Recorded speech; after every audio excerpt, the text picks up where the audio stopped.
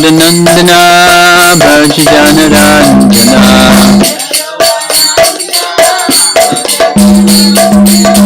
Yashodanandana Braja Janardana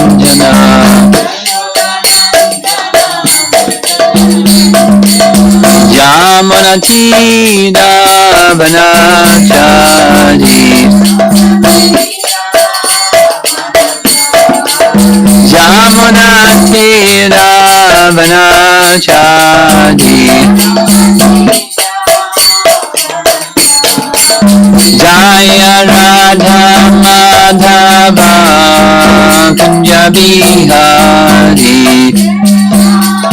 Madhava Kunja Bihari Jaya Radha Madhava Kunja Bihari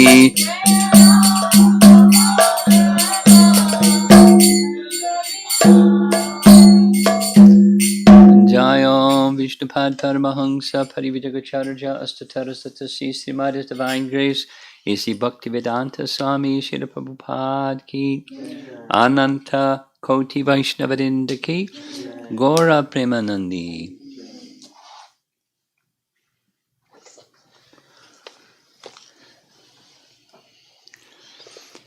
One day, we don't know when yet, but one day we'll be able to be at the temple for the Sunday program.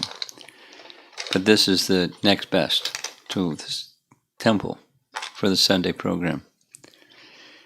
This is our Sunday program, and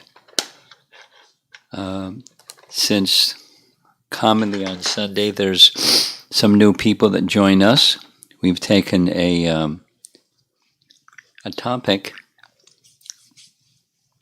that's suitable for everybody, new people and experienced devotees as well.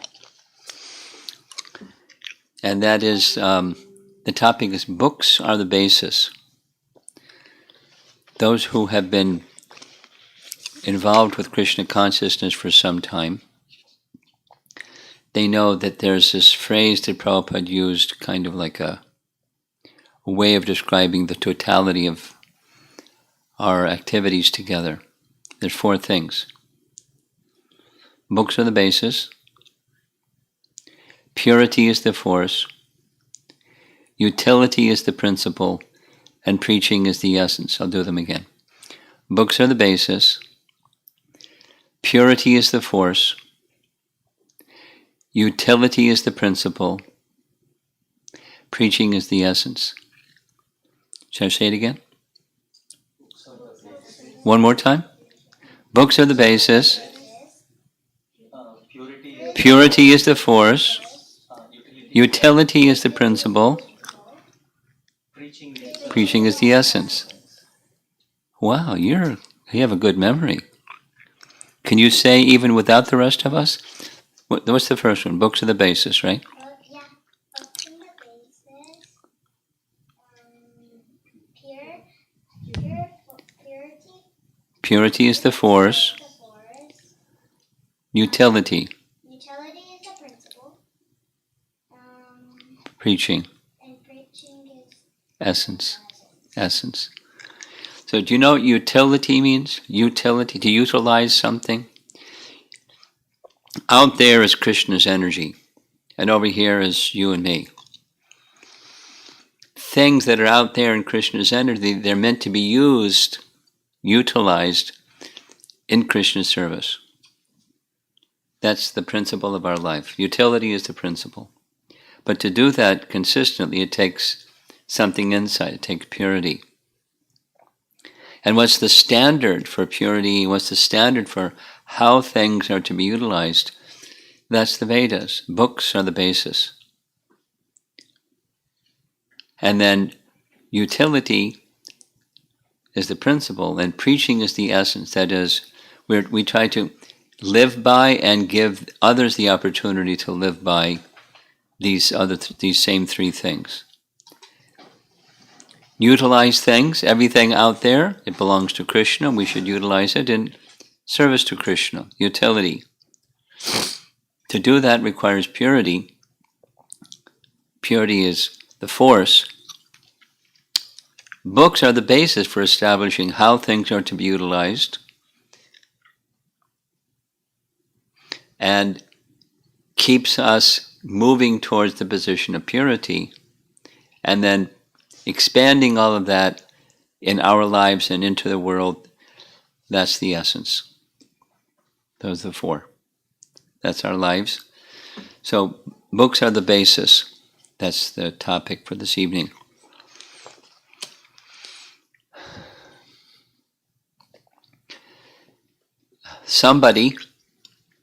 I was having a discussion with somebody that stuck with me this past few days. They have been making a conscientious effort to understand and become absorbed in what is the mood of Srila Prabhupada. So when I heard them share this with me, I immediately thought of a little phrase that Prabhupada would say again and again. Sarve Sukhino Bhavantu. So you two kids, I want you to repeat after me. Sarve Sukhino Bhavantu. Let's say one word at a time. Sarve Sukhino Bhavantu. One more time. Sarve Sukhino Bhavantu. Now let's say what the meaning is. Sarve has to do with everything. Sarva or sarve means everything and everybody. Sarve, everything and everybody. Sarve. And then Sukhino. Sukha means happiness. Dukkha means, and Sukha means Sukhino. Sarve Sukhino. Everyone should become Bhavantu. Bhava. The word bhava indicates come into being. So everyone should become happy. That's the meaning. Sarve Sukhino Bhavantu. Go ahead.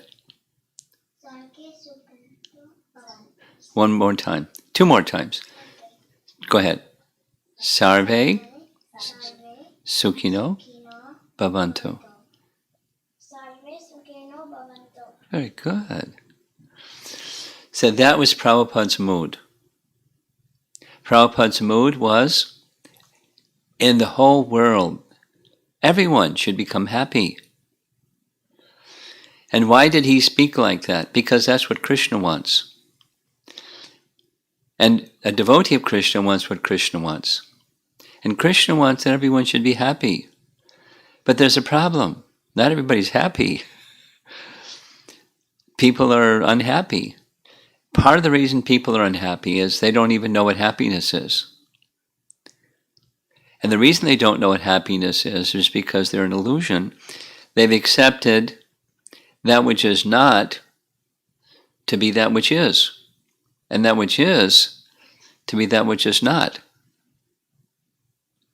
That's sad. If you want happiness, you think something other than happiness is happiness, and you go after it, you're not going to be happy. You're going to be frustrated. Supposing you're thirsty, and you go find a desert somewhere looking for water in a desert. Water. A desert is a place where there's no water. You're going to be disappointed. You might even die of thirst because there's no water in a desert. That's what a desert is. In the material world, what is real happiness? What's real happiness? It's somewhere else. It's not in this place. But people are looking for happiness. And so they're getting dukkha instead of sukha. Dukkha means you're getting sadness, unhappiness. So you have to know what happiness is, for starters. And how are you going to know what happiness is? Well, one of the ways is through scripture. The best way is through perfect knowledge. Coming from a perfect person, you get perfect knowledge. And the perfect person is Krishna. And he gives perfect knowledge and understanding what is happiness and how to reach it. That's why books are the basis. So much time, now not just the two children here, but all of us, we should be aware that our founder Acharya, Srila Prabhupada, was already in the Parama Sukha. He was in the supremely happy position. He was living in Vrindavan. He was living in the courtyard. His quarters were in the courtyard of the Radha Damodar temple, which was the headquarters for all of the Goswamis. Right out his window, not even in his backyard, but right out his window was the Samadhi and Bhajan Kutir of Rupa Goswami, who wrote volumes and volumes of devotional literature of the highest standard to teach people the way of bhakti. He had it made.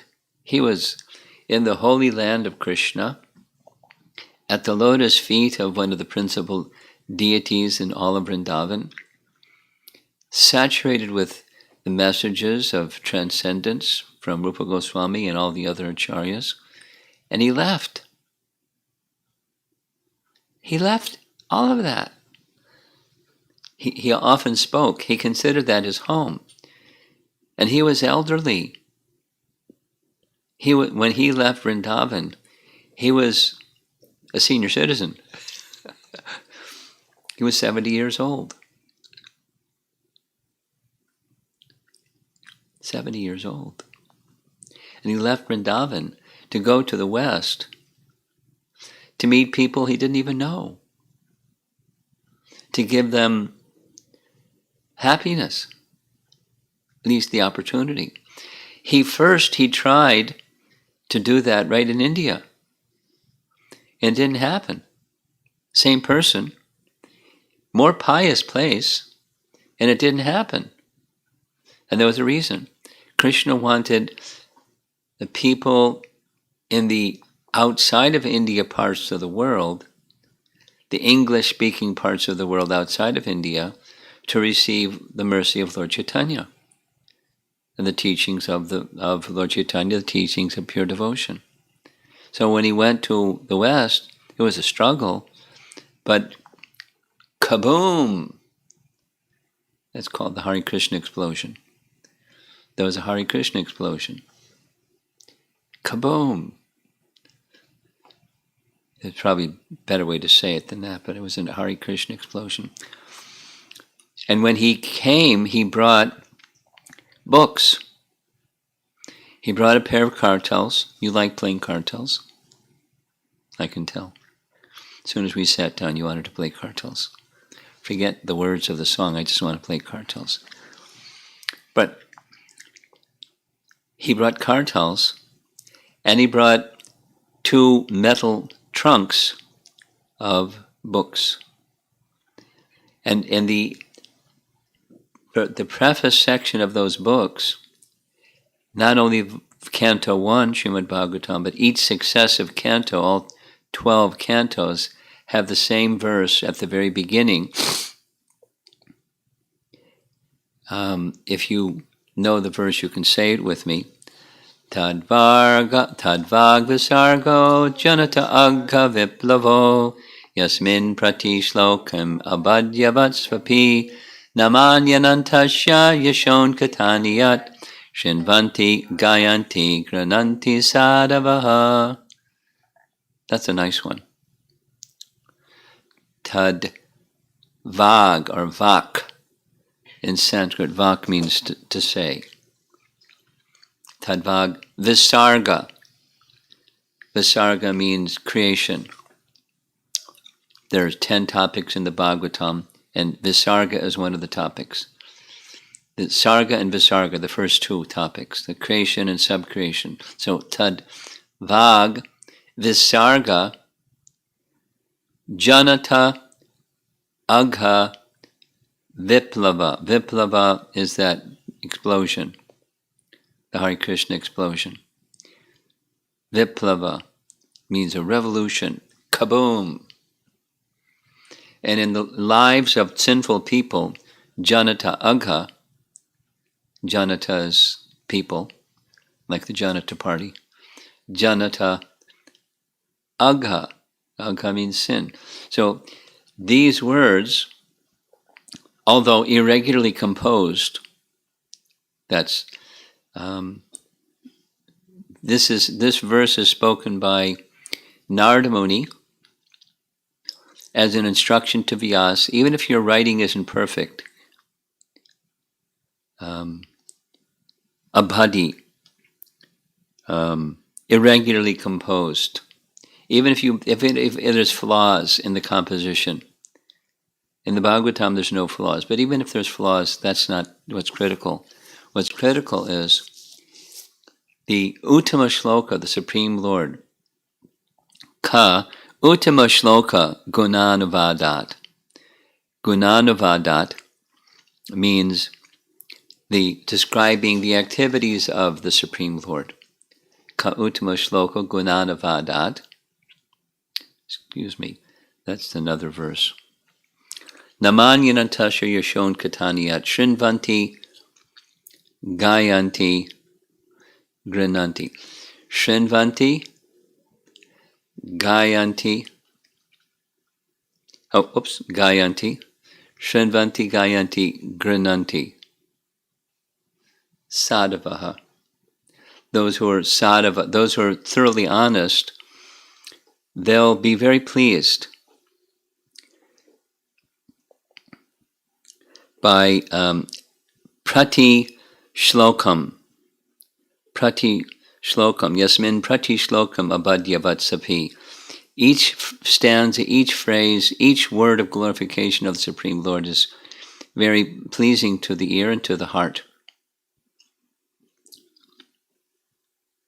And it creates a revolution.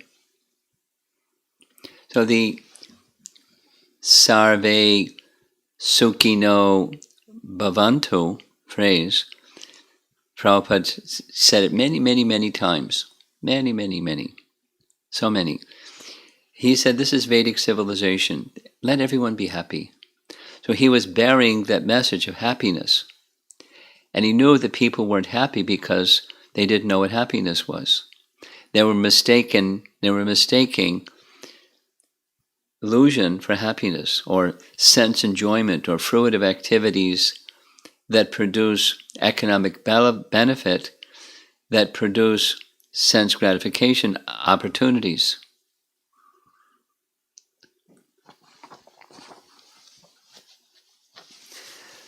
There's, for college outreach, one of the efforts that I made for some period of time was taking a look at studies, because the economists want to know what's driving the economy. So they get commissioned to do studies on what drives people to buy more and report back that they're happy. And the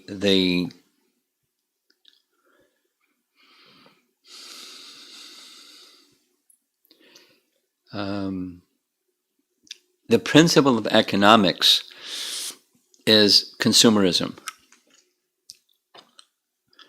The more you have, the more you'll be happy. So get lots of money so you can have more, so you can be happy. And without boring you with details of studies, the studies show just the opposite. The more people have, the less they report happiness. Not always, but statistically, the more people have, because supposing you have more money, without going into it too much, the studies show, it means you have more opportunities. You can buy this kind of car, that kind of car, another kind of car, this kind of house, that kind of house. You can have this kind of kitchen table, that kind of, you can have this kind of furniture, you can have these kinds of clothes. You can go these places on your vacations. You have more opportunity. More wealth means more opportunity, means more happiness. And it's just the opposite. The curve goes down. Why? Because it's a myth that more opportunity and via more wealth makes more happiness. It's a myth. It's not correct. Now there's something that keeps driving people, even though happiness isn't at the other end of that stick. And it's called illusion. It's chasing the water in the desert when there's no water in the desert. It's chasing the mirage, or the reflection of the sun in the sand that makes it look like there's water in the desert. There's no water in the desert. There's no happiness in the material world. So Sarve Sukhino Bhavantu is meant to teach people there is no happiness in a place where there's no happiness, and there is happiness in the realm of transcendence. There's real happiness within. The whole of the system of yoga teaches seeking happiness within. In the world in which we live today, it's a materialistic civilization where it's consumerism. The happiness is out there somewhere. You just got to get more money so you get more stuff so you can get more happiness. And it drives people into madness. We are seeing a world that's becoming quite mad. It's kind of scary, but it's not new. It's just as time passes, it gets more and more accelerated. The age of Kali becomes more troublesome. And just when you think it can't get worse, it gets worse. And then it gets worse. And then it gets... So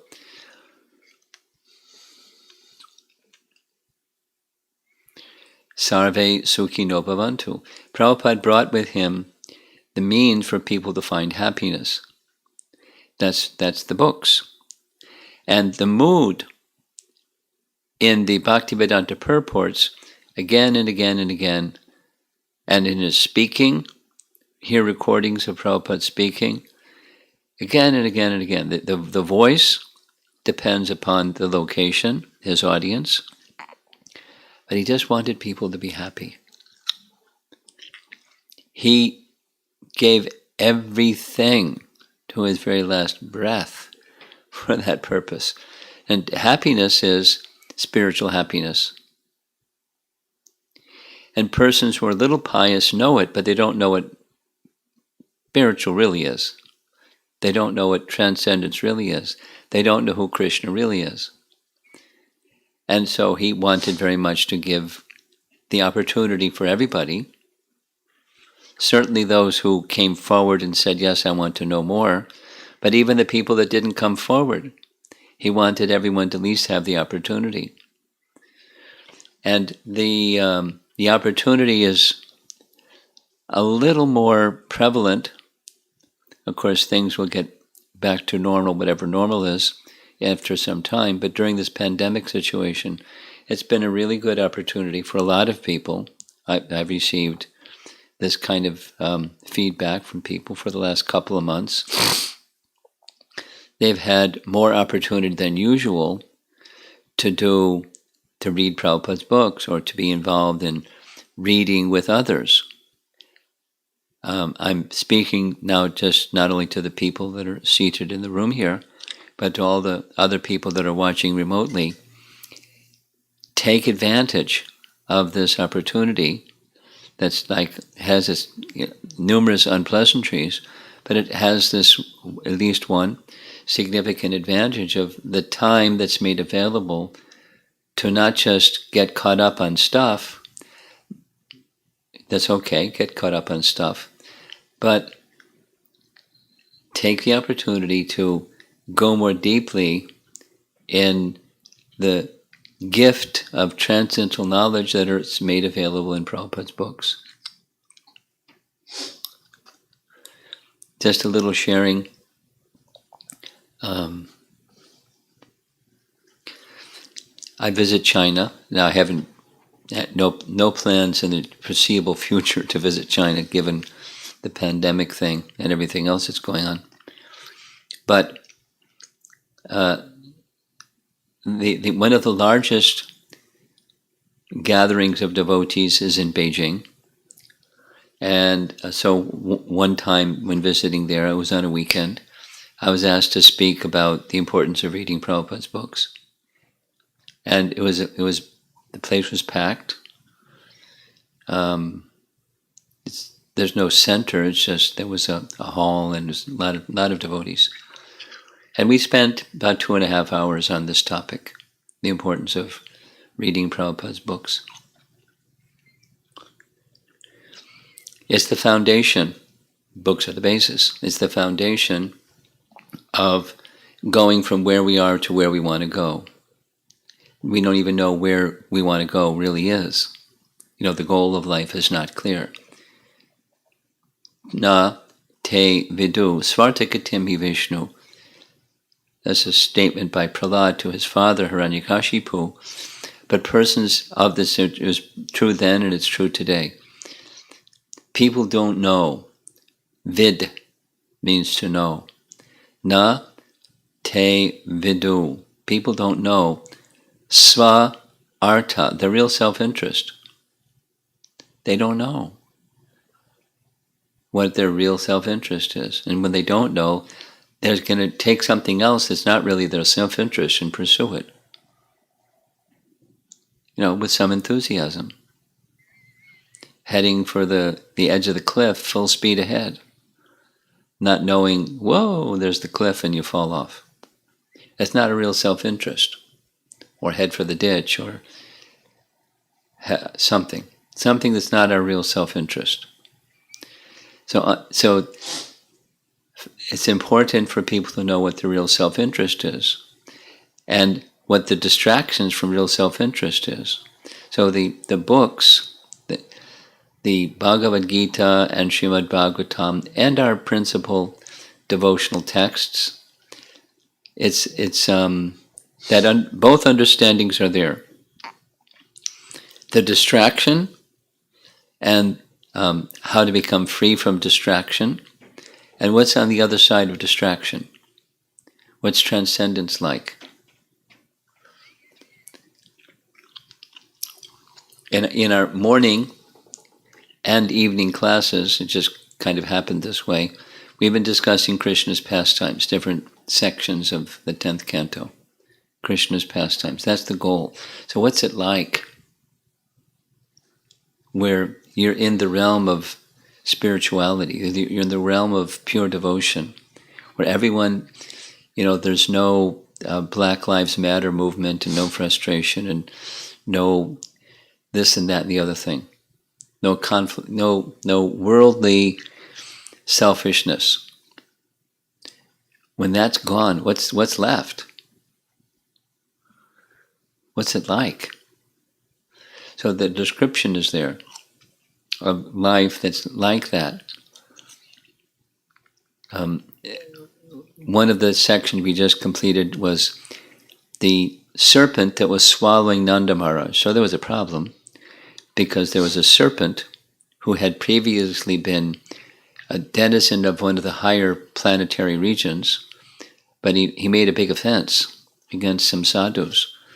So he became a serpent on earth. When Krishna liberated him, Krishna touched his foot on the body of the serpent, and immediately the curse of the sages was relieved, and this celestial form, beautiful, effulgent, beautifully decorated, wow, this form came out of the serpent and spoke to Krishna, saying, you not only relieved me from the serpent body, but you filled me with bhakti. And I know when I go back, with your permission, and I go back to the realm that I came from, the celestial realm that I came from, just by my contact, because you contacted me, and by speaking your name and speaking your activities, not only the people in my celestial realm will benefit, but everybody will benefit. Like here we are, having our Sunday program, and the world outside is, who knows, somewhere there's some protest, and somewhere there's some people dying from coronavirus, and somewhere there's some other people having other problems. So many other problems. For sure. It's out there. And here we are having a nice discussion on books are the basis. We should know, I'm going to recite a very nice verse where Shukadeva Goswami is asking Maharaj Parikshit to recite the messages of Krishna, the topics of Krishna, because it's the proper medicine for curing the disease of material existence. And the persons who hear and the persons who don't hear, the sound vibration is purifying the atmosphere in a contaminated circumstance. That's where we are in Kali Yuga, a contaminated circumstance. So the phrase that this, you can look it up later. You have a Bhagavatam set here. Canto 10, Chapter 1, Text number 4, 10.1.4. You got your little handheld device, you can find it on there. Nirvita Tirshire Upagiya Manad Bhavo Shadat Shrotra Mano Bhiramat Ka Uttama Shloka Gunanovadat Puman Virajeta Vina Prashugnat. So this is speaking to Shukadeva, who's narrated everything up to the beginning of Krishna's pastimes. He wants to hear Krishna's pastimes from the beginning to the end. That's what he asks. Then he says, these narrations, Nirvrita Tirshire. Nirvrita means to terminate or become released from. Tirshire are material absorption, or material means forgetfulness of Krishna, absorption. There's nothing wrong with living our lives, but living our lives in forgetfulness, that's a diseased condition. And the medicine, the bhava oshada, bhava means material existence. Oshada is appropriate medicine. Bhavo shadat shrotra, it's medicine that's taken through the ear. And mano, then the mind becomes cleansed and purified. Abhiramat, when one feels a happiness within the heart. The ear, the mind, the heart. Through the medicine that's taken through the ears. These sound vibrations.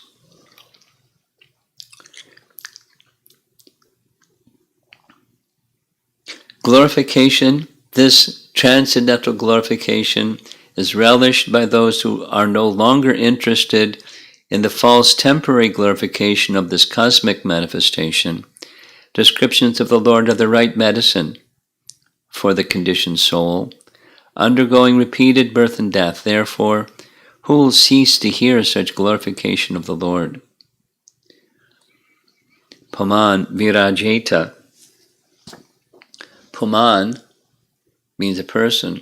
Virajeta, one can be aloof from the turmoil of material existence while absorbed in transcendental happiness. When you're experiencing transcendental happiness and detached from the material turmoil, you're in a much better position to be in service to others who are in the middle of that turmoil.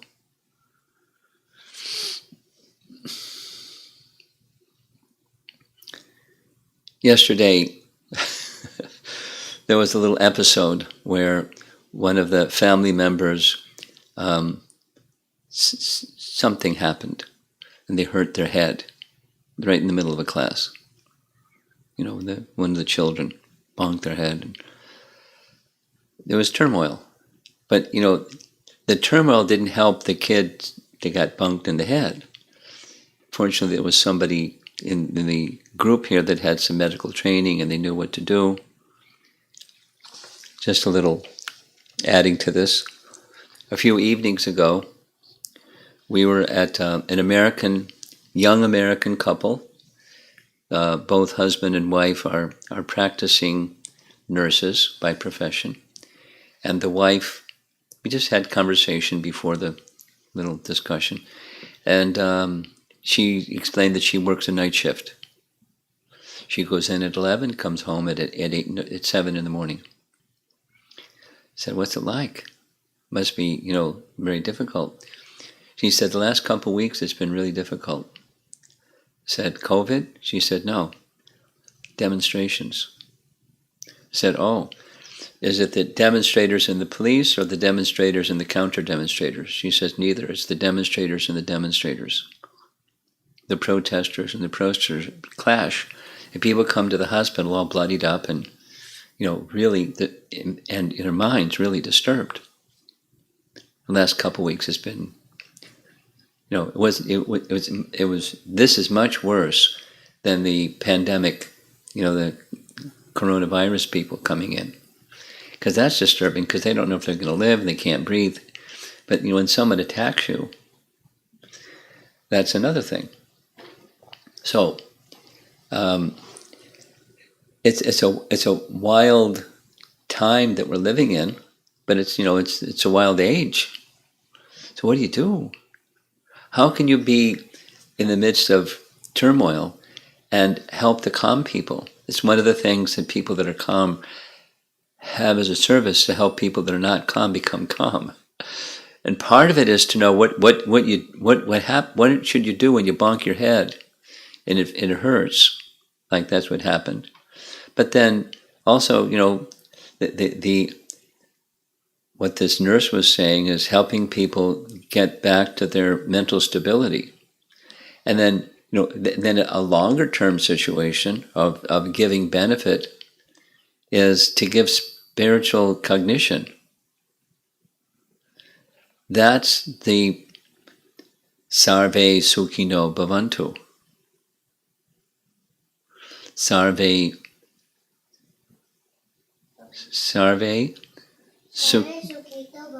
There you go. To make people happy inside, because that's where real happiness is, then they can deal with the turmoil outside, because you have greater clarity. We can be better instruments to help people that are passing through turmoil by being happy inside and knowing what real happiness is. And we may not reach the 10. We may be somewhere down 1 or 2 or 3 or something. But we can help people get connected according to our capacity, and feel, when you do that, you feel even more the urgency to become, a 4 or 5. And then it can be more helpful. It can be a better instrument of helping people that are passing through turmoil. And to find, not just calm down the turmoil, but reach the position of real happiness. And Prabhupada was at a 10, and he was giving that to everyone, and that's packed up in his books. There's a nice verse, the next chapter, Canto 10, Chapter 2, it's prayers of the demigods to Krishna's within the womb of Mother Devaki. And one of those verses speaks like this: elevated souls, in the process of crossing over the ocean of material existence, they very expertly leave behind a boat so that others can cross the ocean of material existence. And that's Prabhupada's books. He knew he isn't going to live forever. And he knew that he wanted to help people find real happiness. Sarve Sukhino Bhavantu. So he provided that boat to get to the other side of the ocean of material existence through his books. It would be left behind for people to cross over the ocean of material existence. And within it there's potency, and one reads carefully, not just for information, and you get a sense of this urgency in his speaking voice, in his writing, in his mood, a sense of urgency to help people who are struggling, who are drowning in the ocean of material existence in various ways. Even if somebody's an expert swimmer, it's difficult to be cast out into the ocean. Especially when the waves get really big. And sometimes the ocean waves can get really big. And it's very dangerous. So, how to get to the other side? So this boat of transcendental knowledge, it says it right in Bhagavad Gita, one can easily cross over the ocean of material existence by being situated in the boat of transcendental knowledge. So abundantly he wanted to give that, and he wanted those who were his followers to help him give that. But one of the best ways to help people receive it is to live it. Become an example of what those teachings say. So that's the heart cleansing process.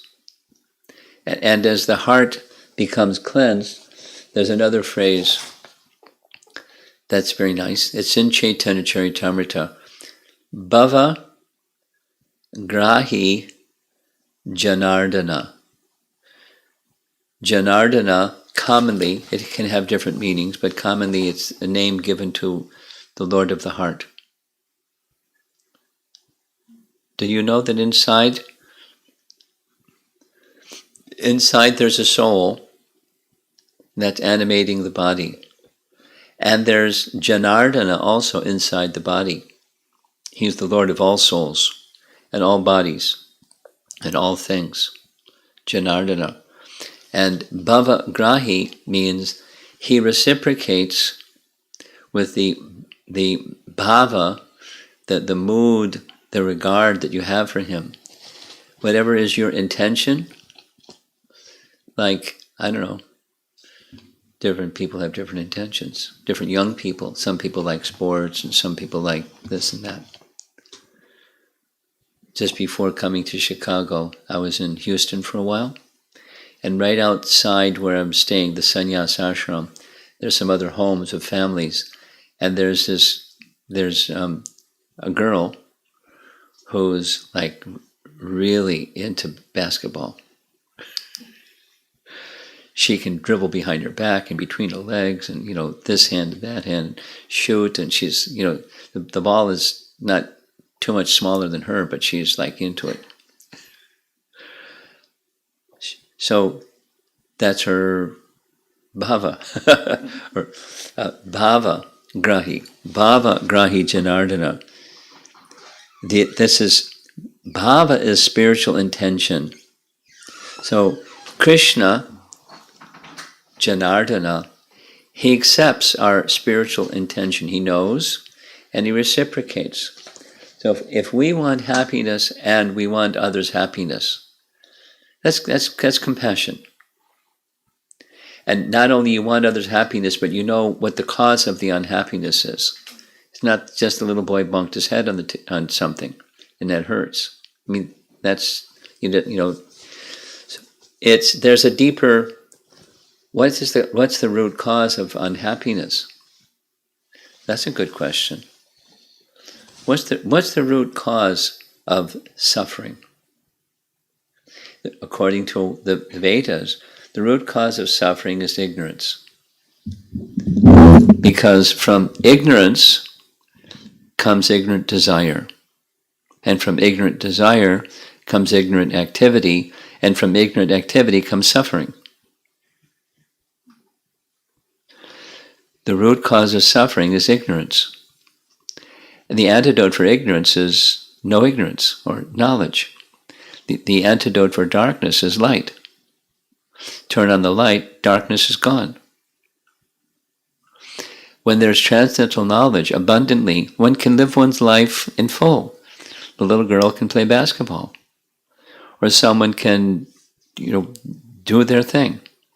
We each have our psychophysical nature. Use your psychophysical nature under the guidance of Bhagavad Gita and Srimad Bhagavatam and principles to live your life by, and live your life that way. Maybe in time the little girl will have a different idea than basketball, but for now she really likes basketball. And she's good. I know another devotee family, I won't say where, not in America.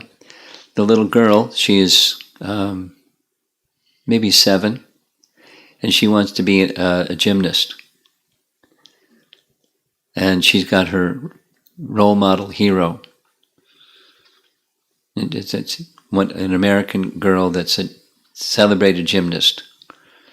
I won't say the name. So like, she goes to 3 different gym classes. You know, she's absorbed.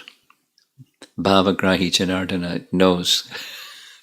So he's, giving her some abilities. I don't know, I didn't watch her do her gymnastics, but as the hearing about Krishna, and because her parents are very nice devotees, I'm sure she's hearing about Krishna, and that's going to grow and grow and grow. At some point, that's going to become a very prominent part, just like these 2 children here, because mom and dad are giving the sound vibration of Krishna along with whatever are the other tendencies. And it's not just children, it's adults too, what our interests are, and Bhava Grahi Janardana will recognize. And if the spiritual interest grows, if what real happiness is becomes more keenly aware, and the fact that material activities don't bring that real happiness, however successful you may be by material standards,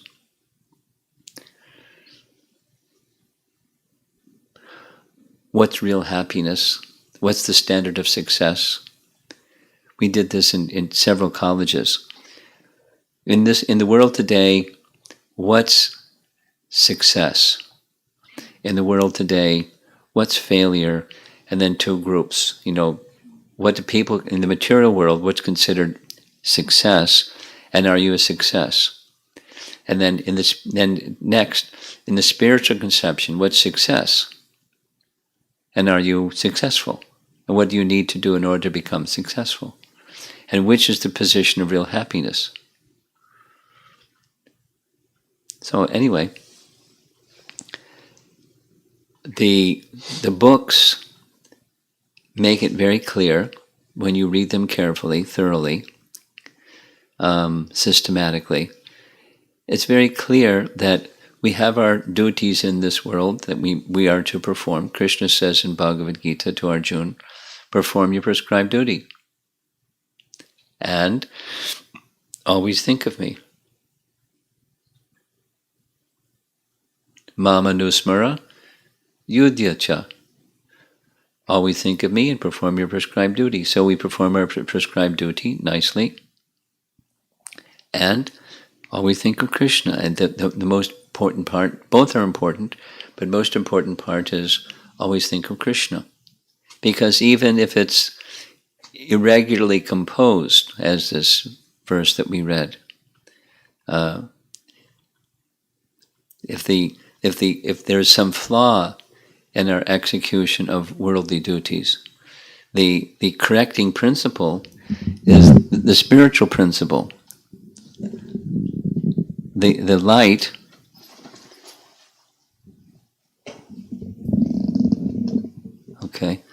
the light dispels darkness. So don't worry if you can't play cartels perfectly. Your enthusiasm for playing cartels will help you become really good at playing cartels. And any other, cooking for Krishna or whatever other activities one may do for Krishna. It's the devotion to please Krishna that brings the perfection, even on the material side, what to speak of the spiritual side. And that's the lesson. That's from the scriptures. And what that goal looks like, what real happiness looks like, through the examples in the Bhagavatam of different perfected souls. It may look like this or look like that. There's variety. But here's the essence within that variety. It gives us the goal to work towards, rather than just something notional.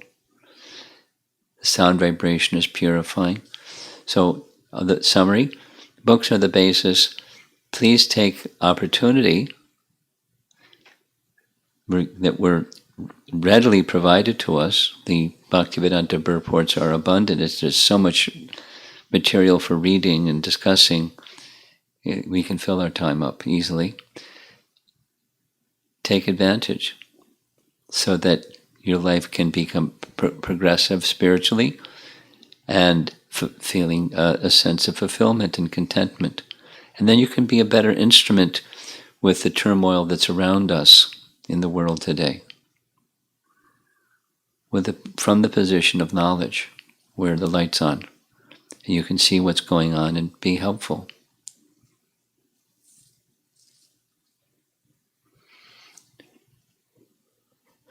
Sarve Sukhino Bhavantu. Very good. Okay. So let's see if there's any discussion.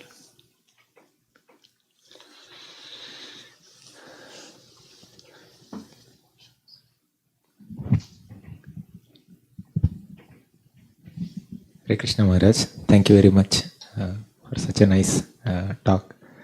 If I have to just speak like any other man out there, seeing at so many spiritual organizations, I would say that okay, different organizations are defining happiness in their own terms, and I feel happy purchasing a car or going for a big shopping spree or something like that.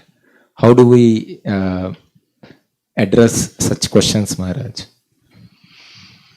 Well, so much depends upon the person, where they're coming from. If they're stubborn, then there's one response: go on your shopping spree, buy your car, and add Krishna. Again, it depends on the person. And then you see, when you actually do things for Krishna, what's the happiness you derive by doing things for Krishna compared to the happiness that you derive from buying a big car or going on a shopping spree. And so much depends on the person, their mindset, the degree of attachment, the degree of receptivity, the degree of inquisitiveness, the mode of nature that they're in, how much passion or ignorance or goodness is involved in the person. And then depending upon, you respond. It's not exactly just, take whatever is there, add Krishna and stir. I mean, there's more to it than that, but you can, that's a place to begin for some people.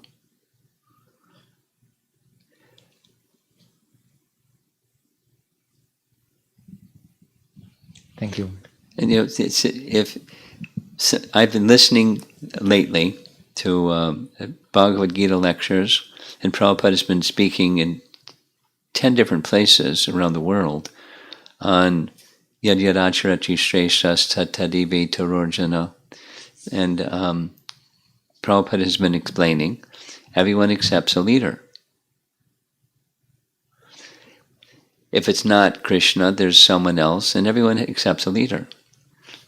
So what kind of leader do you want? And so somebody, let's look, step back, step out of your position of wanting the car and the shopping spree, and there's lots of options out there in spirituality, and you got one that you like. Okay, that's a given. Now, everyone accepts a leader, and then so take a look. Let's take a close look at the qualities of a leader that you want to emulate. And so some people, they have their leader, they have their, like this little girl that once has a gymnast hero. So it's a principle. Prabhupada is explaining even ants or birds or animals or any species amongst this group, there's someone that's a leader. It's just how things are. So now, what are the qualities of Krishna? And if we're choosing Krishna as our leader because, so we want to follow the leader, not imitate, but become Krishna-like. And so here's qualities that attract us to Krishna. Like Prabhupada said to Professor Katofsky, how are we different? We're the same. You accept a leader, Lenin, and I accept a leader, Krishna. So how are we different? Now we can talk about whether Lenin is a better person to follow than Krishna. But there's a principle. And where does the following Lenin take you, and where does the following Krishna take you? What is the attractiveness of Lenin? What's the attractiveness of Krishna?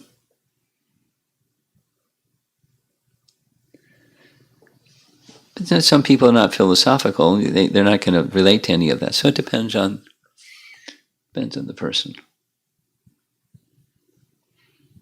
You want to capture where their attention goes and draw their attention towards transcendence, whatever towards stretch is possible for them.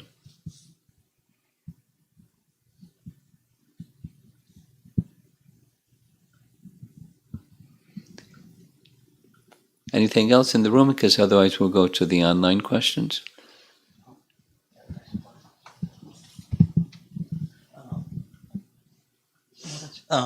This is about the happiness that you mentioned. Okay. So, how do we ensure that we sustain that feeling of happiness after we experience it? Like with the way we have in the material world, with all the pitfalls of Kali, it's kind of like we just fall down so easily, Yes. without realizing that we fell already. Yes, yes. How do we sustain that feeling and be? Well, two things. The principle that the mode of sustenance is goodness. The mode of non-sustenance is passion and ignorance in different mixes. So, from Bhagavad Gita we know, even when the mode of goodness is prominent, the other two modes are there, recessive. And they're competition for supremacy, and sometimes another mode besides the prominent mode takes over and then it becomes recessive again. So, move your life toward the mode of goodness. That will help sustain. And then the mode of goodness has different, like cleanliness, regulation, compassion, charity, truthfulness, and so forth. Cultivation of knowledge. Astikyam, abiding by the principles of dharma, or religiosity is astikya. So those are elements of goodness. Rising early, right? Early to bed, early to rise. That's a mode of goodness principle. And if you frame your life in the quality of goodness, it makes it easier to sustain anything, because the mode of goodness is a sustaining principle. And the second is the sine curve of unsteadiness is standard. It's the modes of nature doing their thing. So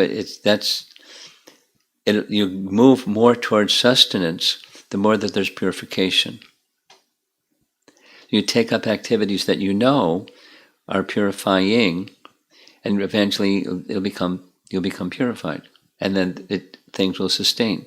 The lower modes subside, and attraction to Krishna becomes strengthened, and that will sustain.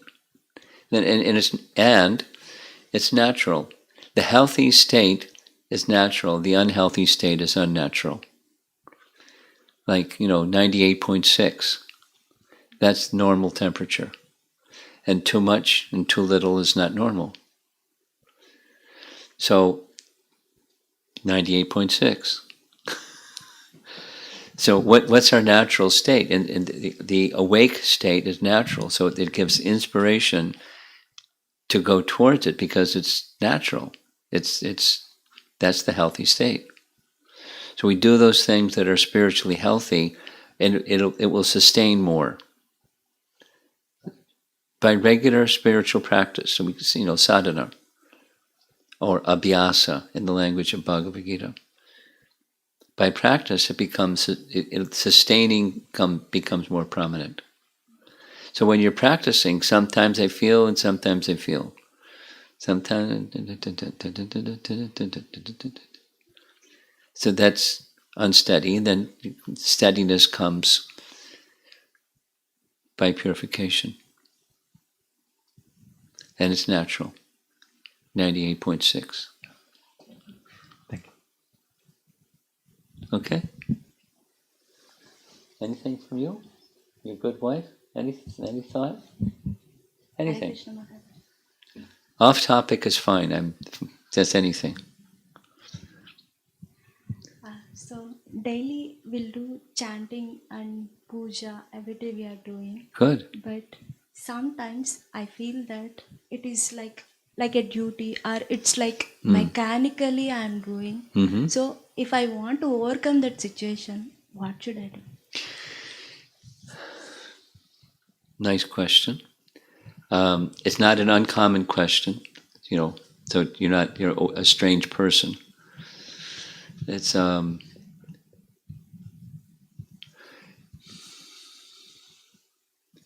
duty is not on the same platform as love.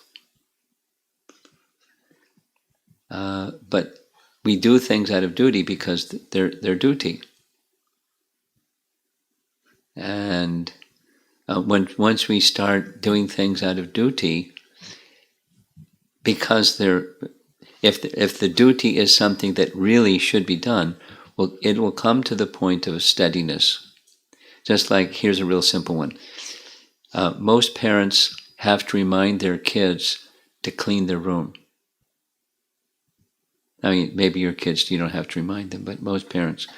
And once they get used to cleaning their room, then they don't like it when it's not clean.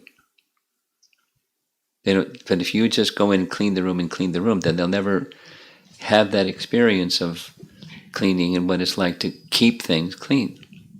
The place where they spend a lot of time is in the room. Their clothes and this is and that. So by practice, it becomes very natural. So until it becomes natural, it's a practice. So just accept it that. Now then, to leverage, your question is how to leverage getting more to it's not mechanical anymore. I'll forward, or maybe you already have it. There's a seminar topic, like this is books as the basis. There's a seminar topic from the heart. And there's many, many, many presentations on that topic because it's a common topic. And I'll forward the links of those seminars. You can listen. So part of it is knowledge. You know what from the heart really means and how you access from the heart. And then there's practices along that connect with the knowledge.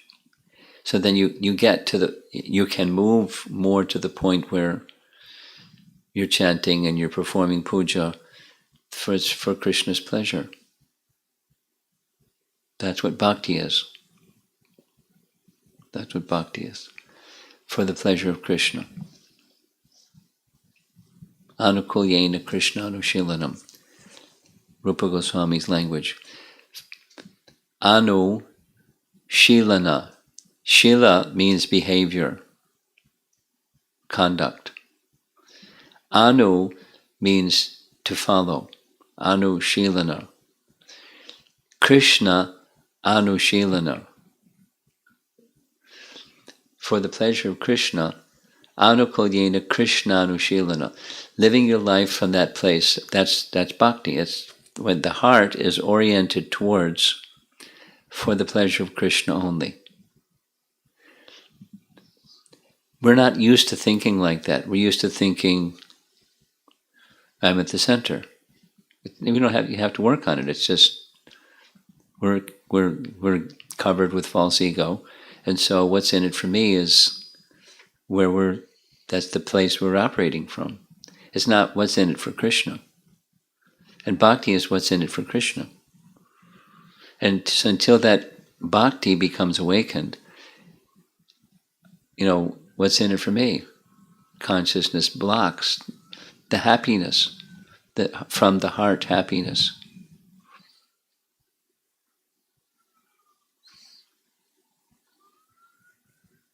I mean, let's just take the topic of parenting, because it gets all parents going. I know that one.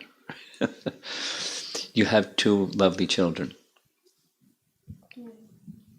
One lovely child. Oh, this is your son, and you're just friends. Okay. Are you the same age? They're classmates. Huh? They're classmates. Classmates, okay. So I have a lovely daughter. Sarve Sukhino Bhavantu. And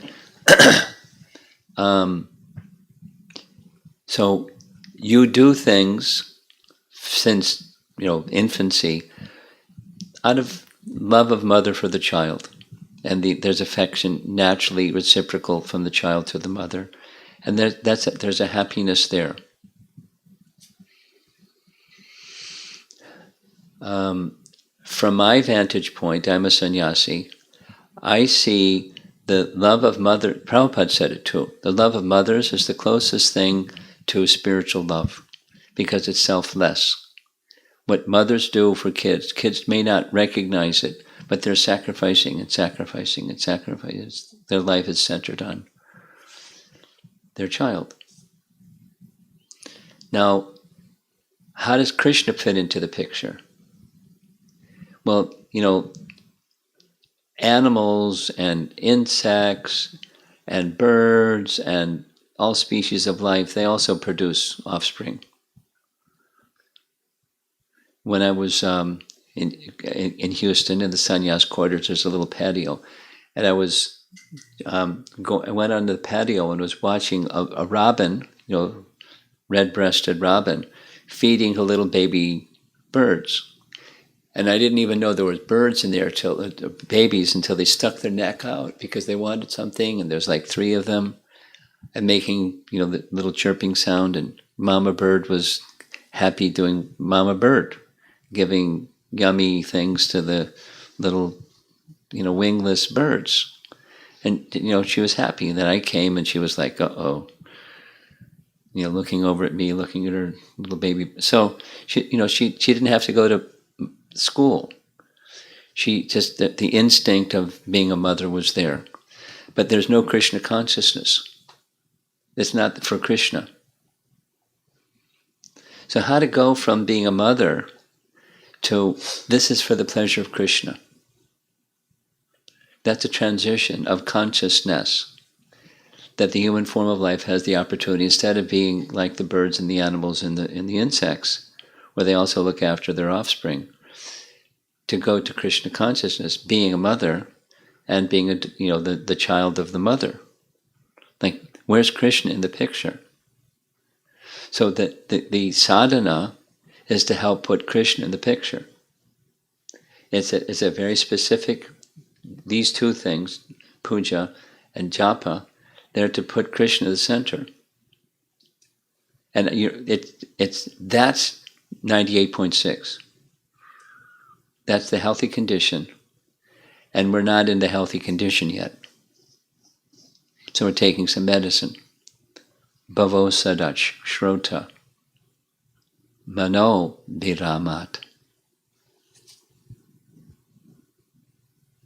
So that's faith. It takes faith to do what you're doing, and it's still mechanical, and I'm not there yet, but I know it's going to take me there. At least I have some faith that it'll take me there, that Krishna is going to be in the center. So then you can be supermom, where Krishna is in the center. The affection for the daughter doesn't change, but it becomes her charged with spiritual consciousness. And then, because when you have spiritual consciousness, you can transmit it negatively. If you don't have it, you can't transmit it. So my responsibility to Krishna, who has entrusted me with one of his part and parcel living entities, this lovely daughter of mine, her real identity is she's Krishna's part and parcel. And I'm entrusted to help deliver her from birth and death, in addition to being a mother and being caring and all those other wonderful things that are involved in motherhood that you love doing because that's what mothers love to do. But then there's a whole other standard. And these are activities that will help me get there so I can give to my daughter what I really wish I had to give for the pleasure of Krishna. So then the puzzle pieces start to fit together. And then it's not like, okay, now I got it. It's not so quick. It's a gradual cultivation. And that's what this anukulyena means. It's the cultivation. When you study, at some point probably, you'll take Bhakti Shastri, some point. And one of the things that you'll study is what I just said. It's in the Introduction to Nectar Devotion. Bhakti, Prabhupada writes, is a sort of cultivation. It's just a paraphrase of that essence verse of Bhagavad Gita. What is bhakti? What does from the heart mean? And how to get there, which is your question. It's a sort of cultivation. And there's a higher purpose, a mission of life. Then you can pass that mission, once you have it, and it's inside you, you could pass it on to your family and then those beyond the family. That's preaching is the essence. The books are the basis. Purity is the force.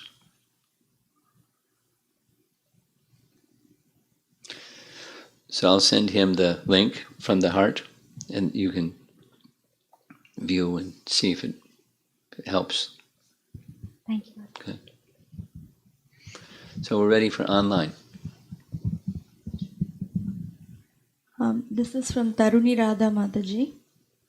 How to teach our child what is real happiness? Can you please elaborate? Yeah, well, you have to experience it to be able to teach it. And you can teach it theoretically, but you can't really transmit it unless you have it. So you cultivate reality with a capital R, or happiness with a capital H, and then you can share it. And that real happiness, according to Bhagavad Gita, real happiness is within. Real happiness is within. And it's different than the other kind. It doesn't mean there can't be, you like ice cream, or you like pizza, or you like chapatis, or you like whatever you like. It's not that you have to not like those things. But real happiness is not those things. Real happiness is that you prepare nice pizza or pasta or chapatis and sabji and dal, and you offer that to Krishna. That's real happiness. That's another kind of happiness. And then taking that which has been enjoyed by Krishna, that's real happiness. Or kirtan. It's not just a little boy that knows how to play kartals nicely, but it's the whole presentation of making an offering with devotion to Krishna. And then that real happiness is something you know because you've experienced it, and then you can transmit it to your children. This is from Megha Mataji. She has 2 questions. First question is, why do people, despite knowing the truth, cannot truly understand and implement? Why do people choose to not read books to keep progressing in spirituality? Well, there's lots of reasons, but we're conditioned souls, and so we're accustomed to, or say it stronger, we're habituated to, or say it stronger, we're addicted to certain models of behavior, whether they bring happiness or not. And we're creatures of habit. So let's say, take 2 things that are in the mode of ignorance, cigarettes and alcohol. Because some people can't live without cigarettes and alcohol. But the first time they smoke a cigarette or drink some alcohol, it's awful. but they just become habituated to it. They become addicted to it. Although it's ruining their health, it's ruining their lives, it's ruining their relationships. But, they are habituated to it. So we're habituated to do things that are not necessarily that dark, but things that are not filled with light either. We're creatures of habit. We just do a rerun. And some persons, even they don't like the ride, they can't get off. they keep riding. So it takes a little courage to get out of the habits of life, to search for a deeper, more meaningful happiness. And good association really helps. It really helps. So keep good association. And then as you become more qualified by good association and cultivation of Krishna consciousness, you can help some of those peripheral people that now are a little bit, beyond our ability to contact, or, lend some helping hand to. Go ahead. Yeah. The second part of the question was, as an instrument, how to give this knowledge to someone in that stage. Yeah. And her second question is, how can one keep regulation? Even if 90% of the time we have regulation, the 10% due to living in this world, we have to give to family, and this is hard when the family isn't fully Krishna conscious. How can we keep regulation? My language in response to this is, you have plan A and you have plan B. And if circumstances, it's the 90% is plan A, and circumstance moves you away from plan A, the very next day or the very next day after that, you're back to plan A.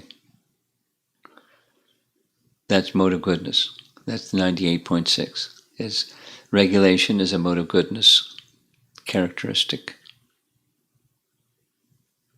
And just, you understand how important mode of goodness is, so you just go back very quickly, like immediately. Don't let it linger. This is from Bhakti Priya Mataji. How to overcome laya, one of the obstacles in sadhana bhakti. Falling asleep while chanting, or falling asleep in the middle of the class. Stand up. It's right in Bhishma Dev's instructions in Bhishma Parva. You can find it in Canto 1, Chapter 9. It's right there. This is a question regarding chanting. Splash water too, that helps.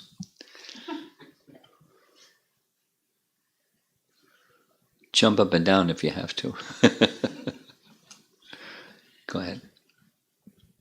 It's a question about chanting. Rajeshwari Pranamataji. Krishna has invested all his potencies in his holy name.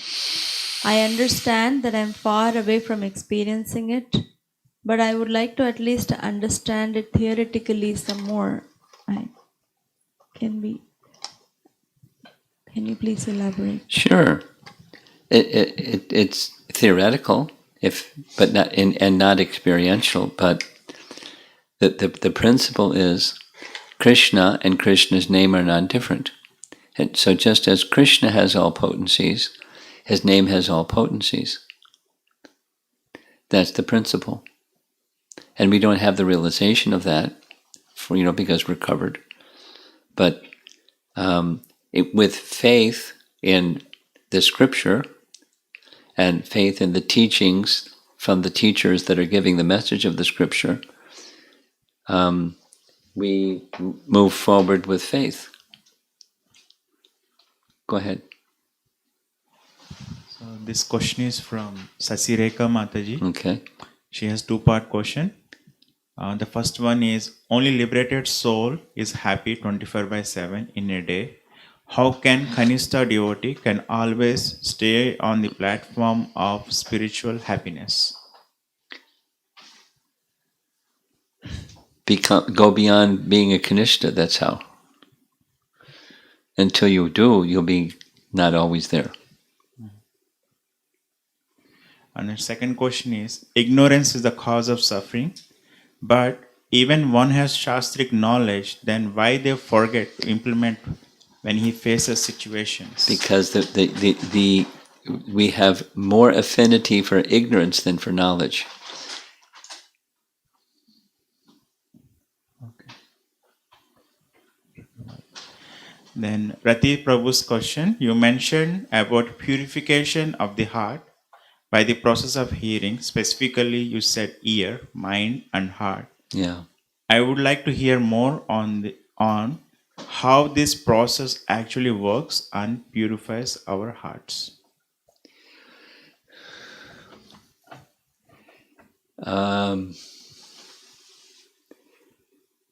If you this is Rati? Yeah. Okay. Rati, you look at the last purport in Canto 1, Chapter 3, and it's a celebrated conclusion of that section of the Bhagavatam. But purification of the heart requires, and purification of the mind requires purification of the senses, and so forth. So there's a sequence. How does it work? Is the grosser forms, when purification takes place in the grosser levels, it makes it possible for the more subtle levels to become affected by with purification, and ultimately it's the heart. So one of my favorite verses from Rupa Goswami is a description of the chanting of the holy name, and it follows the same sequence. It's not by accident. It follows the same sequences in this verse from the Bhagavatam. Shrinvanti, Gayanti, Grananti. So the ear and the tongue have to be aligned with Krishna and Krishna's fullness of potency before the heart can be aligned. The ear and the tongue have to be aligned with Krishna before the heart can be aligned with Krishna. So there's some purification of both through practice, abhyasa. And then it goes to the level of the heart. And when the heart, when we have heard, then the heart, that the name and Krishna enters into the heart, and the mind becomes stunned or checked. It's flickeringness, tendency. And the senses also become calmed and inert, in the words of Rupa Goswami. So there's an alignment. Body, mind, and heart. And the process works that way. First the body, then the mind, then the heart. That's how the process works. And ultimately the heart, when the heart becomes directed in devotion, bhakti, more and more towards Krishna, makes it easier for the mind and the body to be aligned towards Krishna. And that's our 98.6. That's our healthy state. We're not there. We're in this other state. So we want to take the medicine to get to a healthy state. The medicine is through the ear. The hearing process. Hearing, mind, heart. Acharya Nishta Prabhu is asking, if other scriptures are in pursuance of Vedic version, why are we not advised to study them?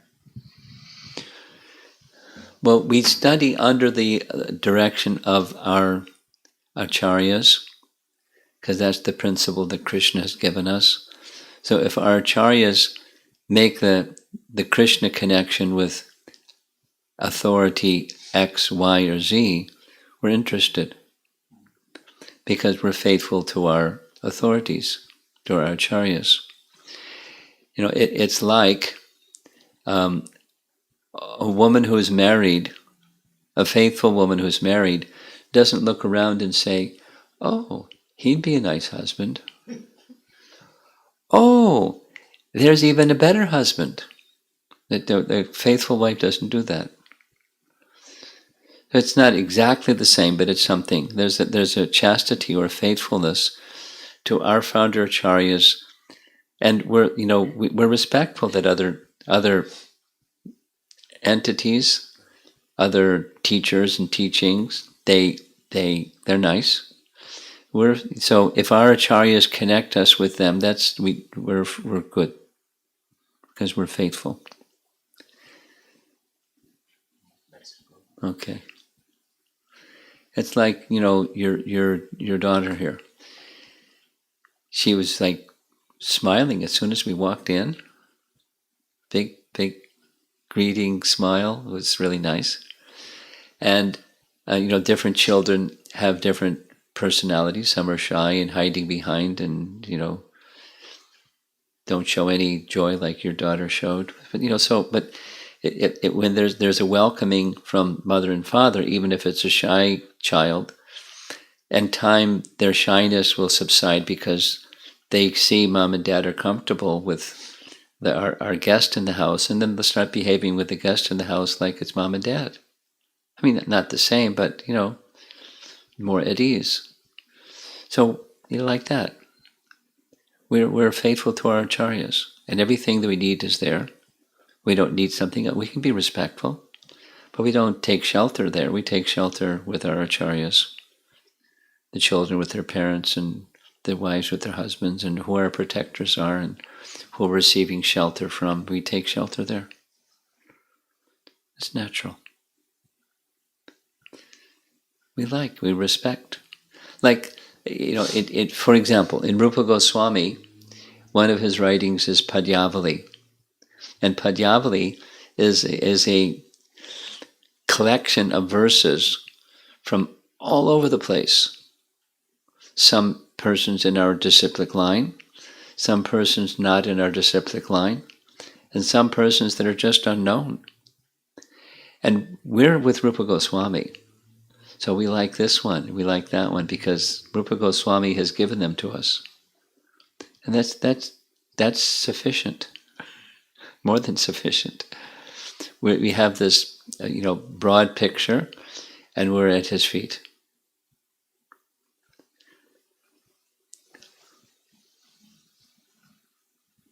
That's it. Radhavallabh Prabhu sent a question just now. Okay. Attentive chanting is very sublime process. So at which stage, as part of attentive chanting, meaning receive the mantra in the heart, moving to tongue, as per Acharya? He wants to know what we should be doing in order to receive the chanting more in the heart. That's his question? So what's the stage, the part of attentive chanting happens? The part of attentive chanting? Which is like... Do you understand? I don't understand the question. So we were saying receiving the mantra in the heart, moving to... You explained about It's gradual. I mean, that's a goal. Let's say, somebody as a profession, they want to become a heart surgeon. It's not like, let's get in that operating room and do heart surgery. That comes after some training and qualification, and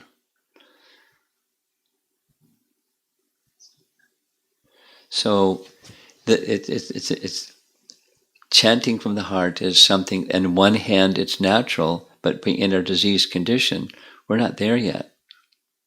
So it comes in time with purification and evolution of bhakti, where the mind and senses become pacified, and the ear is hearing, and the mind is absorbed in the sound. Then it goes to the heart. It's a natural progression.